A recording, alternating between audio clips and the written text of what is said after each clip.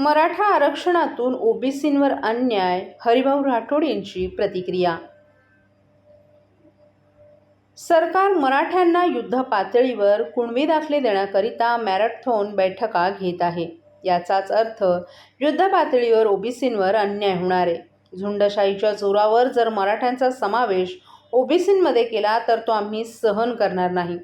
OBC नेत्यांचा आवाज दाबला तर आम्ही रस्त्यावर उतरू असा इशाराच ओबीसी नेते माजी खासदार हरिभाऊ राठोड यांनी एका पत्रकार परिषदेत दिलाय. राज्याचे उपमुख्यमंत्री देवेंद्र फडणवीस हे वारंवार सांगत होते की ओबीसी आरक्षणाला धक्का लागू देणार नाही. मुख्यमंत्री एकनाथ शिंदे असं म्हणत होते की मराठ्यांना आरक्षण देताना इतर समाजावर अन्याय होऊ देणार नाही. परंतु जरांगे पाटील यांना दिलेले आश्वासन आणि कुणबी मराठ्यांकरिता काढलेला GR यामुळे राज्यभर कोट्यावधी मराठा समाजाला कुणबी असल्याचे दाखले देणार असल्यामुळे ओबीसींच्या 19% आरक्षणात उघड घुसखोरी करतील आणि 12 बलुतेदार यांच्या हक्कावर गदा आणतील. तसंच मराठा समाजाचं ओबीसीकरण करून गावकुसात राहणारे परंपरागत व्यवसाय करणाऱ्या जातींवर अन्याय करतील हे सरकारच्या लक्षात येत नाही. ही बाब अत्यंत चिंताजनक आहे. सरकार आता वेळ मारून नेईल, परंतु येणाऱ्या निवडणुकीमध्ये सर्व बाहेर येईल असा टोला देखील आरक्षण अभ्यासक माजी खासदार हरिभाऊ राठोड यांनी सरकारला लगावलाय. आपली भूमिका मराठ्यांना न्याय देण्याची आहे, परंतु हे सरकार मराठ्यांसाठी पुरावे शोधत आहे, परंतु पारध्यांचे पुरावे शोधत नाहीत. बंजारा समाज वेगवेगळ्या राज्यात विविध प्रवर्गात आहे, त्यांनाही STमध्ये सामावून घ्यावे. उपप्रवर्ग करून आरक्षण देता येतं. मात्र झुंडशाही दहशत माजून ओबीसींवर अन्याय करण्याचा डाव आखलाय. मात्र ओबीसींवर अन्याय होणार असेल तर आम्ही रस्त्यावर उतरू हे सरकारनं ध्यानात घ्यावं असा इशाराही हरिभाऊ राठोड यांनी दिलाय. काल जो निर्णय झाला त्याचा सरकारला अत्यानंद झालाय, आम्हालाही आनंद झालाय.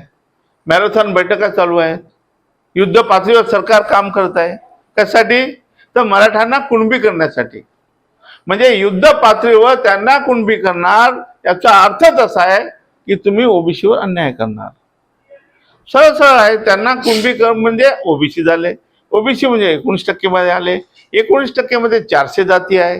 400 जातीचा जो आरक्षणाचा कोटा आहे तुम्ही एका समाजाला देणार, तर ह्या अन्यायकारक गोष्ट आहे.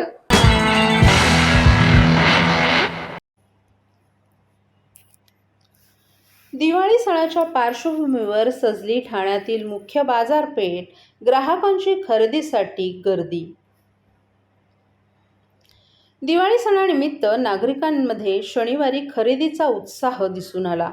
शहरातील जांभळी नाका, गोखले रोड, राम मारुती रोड, गावदेवी परिसर नागरिकांच्या गर्दीनं भरलेले पाहायला मिळाले. कपडे, इलेक्ट्रॉनिक वस्तू, मिठाई यांच्यासह इतर दुकानांमध्ये ग्राहकांच्या स्वागतासाठी खास सजावट करण्यात आली आहे. तसंच वस्तूंच्या खरेदीवर विविध सवलतीही देण्यात आल्या आहेत. त्यामुळे नागरिकांच्या चेहऱ्यावर खरेदी करताना एक वेगळाच आनंद आहे. या गर्दीमुळे बाजारपेठ परिसरात वाहतूक कोंडी मात्र झाली होती. दिवाळी सण हा अवघ्या काही दिवसांवर येऊन ठेपलाय. या निमित्तानं मुंबई, ठाणे तसंच उपनगरातील मुख्य बाजारपेठांमध्ये इलेक्ट्रॉनिक वस्तू, सोने, कपडे, मिठाई, आकाशकंदील, विद्युतमाळा, पणत्या, रांगोळ्या या वस्तू खरेदी करण्यासाठी नागरिकांनी शनिवारी संध्याकाळी मोठी गर्दी केल्याचं चित्र दिसून आलं.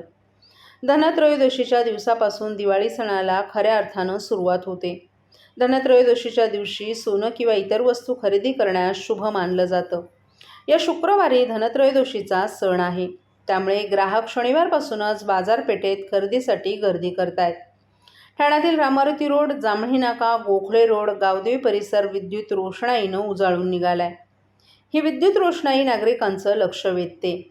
आकाशकंदील, विद्युतमाळा, पणत्या, रांगोळी या साहित्याने बाजारपेठ फुलली. यंदा बाजारात पारंपरिक आणि पर्यावरणपूरक असे विविध प्रकारात आकाशकंदीलही विक्रीसाठी दाखल झालेत. हे पर्यावरणपूरक कंदील खरेदी करण्यासाठी ग्राहकांचा सर्वाधिक कल आहे. तसंच दिवाळी पहाटनिमित्त तरुण मुलामुलींसाठी कपड्यांमध्ये विविध प्रकार आलेत.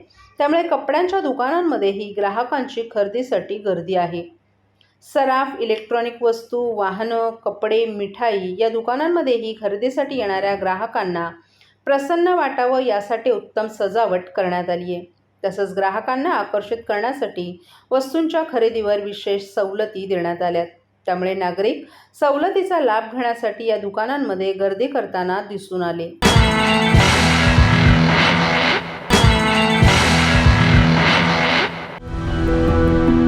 मैं घर घर जाके काम करती हूँ। मेरे हस्बैंड ऐसी बेलदारी मजदूरी करते हैं। पहले मैं टीके लगवाती थी, फिर ऐसा हुआ कि हम लोग काम करते थे, हमारा काम डाउन होने लगा, फिर हम गांव चले गए। फिर गांव से आए तो हम दोनों काम में बिजी हो गए। एनम दीदी हमारे एक दिन घर आई, उन्होंने कहा कि मुझे कार्ड दिखाओ। फिर उन्होंने देखा उसमें कुछ टीके छूटे पड़े। आस पड़ोस में जितने भी बच्चे हैं उनके घर पर गए, उनकी मम्मी पापा से बोले जो जो बच्चे छूट गए हों वो बच्चे अपना टीका लगवा लें। अब हम लोग सारी लेडीज मिलकर बच्चों का टीका लगवा के आए। हम तो भूल गए थे कि हमारे बच्चे का टीका नहीं लगा, लेकिन सरकार नहीं भूली, हमारे दरवाजे पर आए और टीका लगाए। मिशन इंद्रधनुष।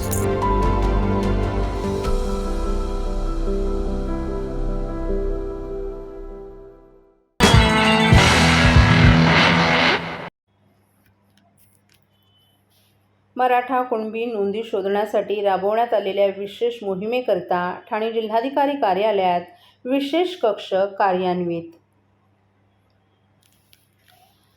मराठवाड्यात कुणबी नोंदी शोधण्यासाठी जी मोहीम राबवण्यात आली आहे त्याप्रमाणे आता संपूर्ण राज्यभर ही प्रक्रिया मिशन मोडवर राबवण्याचे निर्देश मुख्यमंत्री एकनाथ शिंदे यांनी विभागीय आयुक्त आणि जिल्हाधिकाऱ्यांना दिले होते. यासाठी विभागीय आयुक्त आणि जिल्हाधिकारी कार्यालयांमध्ये या संदर्भात स्वतंत्र कक्ष स्थापन करण्याचे निर्देश देण्यात आले होते. या पार्श्वभूमीवर ठाणे जिल्ह्यात सर्व उपविभागीय अधिकारी, तहसीलदार यांनी त्यांच्या कार्यक्षेत्रातील मराठा कुणबी नोंदी शोधण्यासाठी आजपासूनच विशेष मोहीम हाती घेतली असून यासाठी जिल्हाधिकारी कार्यालयात विशेष कक्ष कार्यान्वित करण्यात आलाय. तपासणी केलेली कागदपत्रे आणि नोंदी मिळालेली कागदपत्र यांची निर्दोष यादी तयार करण्यासाठी संपूर्ण ठाणे महसूल प्रशासन, जिल्हाधिकारी अशोक शणगारे, अप्पर जिल्हाधिकारी मनीषा जायभाये धुळे, निवासी उपजिल्हाधिकारी सुदाम परदेशी, उपजिल्हाधिकारी गोपीनाथ ठोंबरे यांच्या मार्गदर्शनाखाली अन्य सर्व उपविभागीय अधिकारी, तहसीलदार, नायब तहसीलदार आणि महसूल कर्मचारी युद्ध पातळीवर काम करतायत. याबाबत जिल्हाधिकारी शृंगारे यांनी स्वतः बारकाईने या कामावर लक्ष ठेवले. राज्यभरातील या कामाच्या संनियंत्रणासाठी मंत्रालय स्तरावर देखील अप्पर मुख्य सचिव दर्जाच्या अधिकाऱ्यांची नियुक्ती करण्यात आली आहे. निवृत्त न्यायाधीश संदीप शिंदे यांच्या अध्यक्षतेखालील समितीची कार्यकक्ष आता राज्यभर वाढवण्यात आली आहे. त्याचबरोबर मागासवर्ग आयोगाला इम्पेरिकल डेटासाठी आवश्यक ती माहिती जिल्हाधिकाऱ्यांनी युद्ध पातळीवर कार्यवाही करून महिनाभरात उपलब्ध करून द्यावी असे निर्देशही मुख्यमंत्र्यांनी दिले आहेत. तुम्ही जर बघाल तर हे माझे सगळे तलाठी आहेत. तलाठी, मंडळ अधिकारी हा माझा पूर्ण कार्यालयाचा स्टाफ आहे.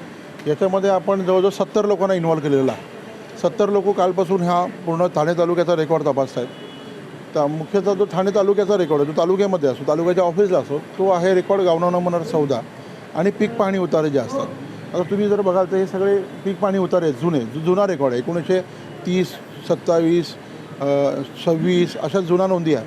आता तो तपासाचा काल काम तालुक्याच्या स्तरावरती जे रेकॉर्ड असतात ते आम्ही केलेलं आहे. त्याच्यामध्ये जवळजवळ आम्ही काल 2,95,000 रेकॉर्ड तपासला तालुका स्तरावरती. आता आम्ही तलाठ्याच्या स्तरावरती जो 7-12 फेरफार जे नव्याने असतात ते तपासाचं काम आम्ही चालू केलं आहे. काल आम्ही जवळजवळ 70 लोकांना म्हणजे 35 लोकांच्या टीम केल्या. त्याप्रमाणे एकाच ठिकाणी वन रूप केलं. त्याच्यामुळे ज्याच्याकडे काम संपलं त्याला नवीन काम देता येतं. वेगवेगळ्या ठिकाणी मला बसवता येत नाही. त्यामुळे मी हा एक कक्ष केलेला आहे जेणेकरून इकडेच सगळ्यांना बसवलेलं आहे आणि ते काम लवकर व्हावं जेणेकरून. म्हणून कालचं 3 लाखाचं टार्गेट तरी आम्ही दिवसाला ठेवलेलं आहे की 3 लाख रेकॉर्ड तरी दिवसभरात तपासून दिलंच पाहिजे नॉर्मली. सर, सरकारच्या वतीने 2 जानेवारी अल्टिमेटम देण्यात आला आहे.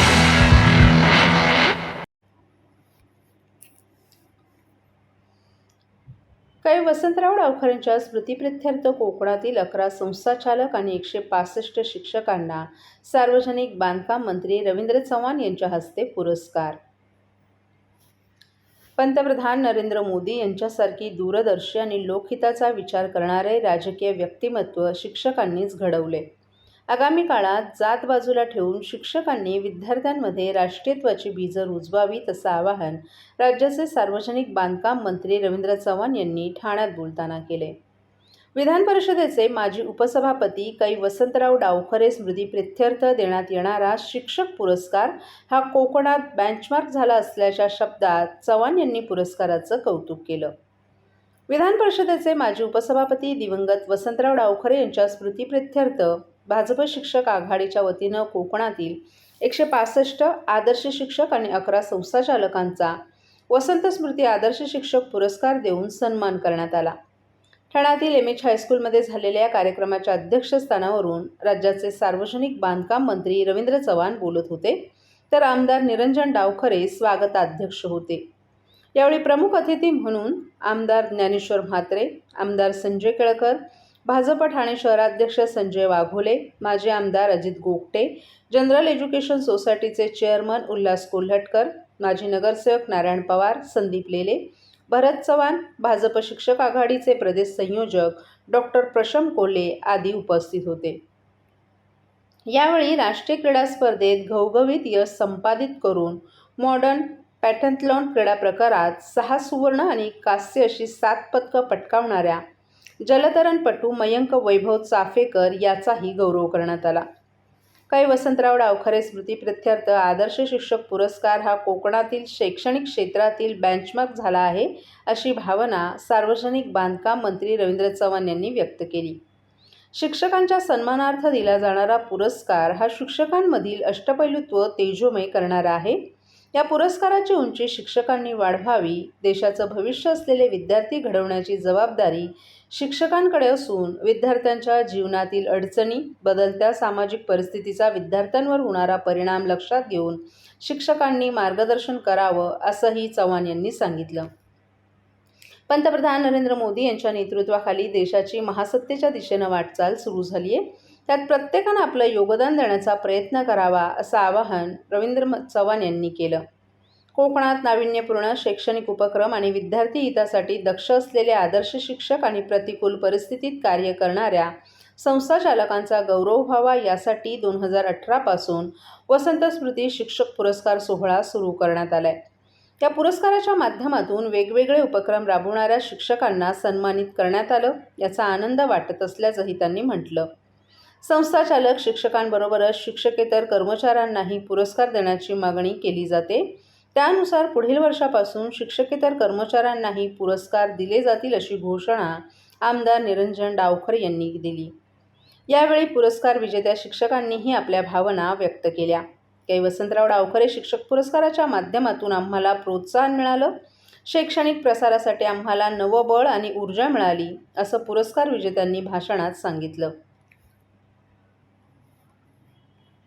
डावखरे साहेब आणि त्याचबरोबर भारतीय जनता पार्टीची कोकण शिक्षक आघाडी या दोघांच्या एकत्र विद्यमाने अत्यंत गुणवंत असे शिक्षक आणि त्याचबरोबर काही संस्था की ज्या अत्यंत चांगलं काम करतात, अशा विविध स्तरांवरती काम करणाऱ्या वेगवेगळ्या क्षेत्रातील शिक्षकांना की ज्यांनी त्या शाळांमध्ये आणि त्या भागांमध्ये अतिशय चांगलं काम केलं, अशा सर्वांना पुरस्कार गेली 6 वर्ष स्वर्गीय वसंतराव डावखरे साहेब यांच्या स्मरणार्थ देण्याचं ठरवलं होतं आणि गेली 6 वर्ष ही प्रथा आणि परंपरेप्रमाणे देण्याचं काम केलं जात आहे. कोकणामधील असणारे 5 जिल्हे, या 5 जिल्ह्यांमधील असणाऱ्या असंख्य शाळा, या शाळांमध्ये असणारे सर्व शिक्षक आणि सर्व संस्था या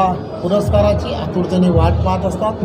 एक बेंचमार्क म्हणून या पुरस्काराकडे पाहिलं जातं आणि दिवसेंदिवस हा पुरस्कार आणि या पुरस्काराची असणारी प्रचिती एवढी मोठ्या प्रमाणामध्ये वाढली आहे की आपणा सर्वांच्या लक्षात येत आहे की आज शिक्षकेतर कर्मचाऱ्यांना सुद्धा हा पुरस्कार द्यावा, अशा पद्धतीची मागणी ही या सर्व कोकणामध्ये सुरू झाली. धन्यवाद. सर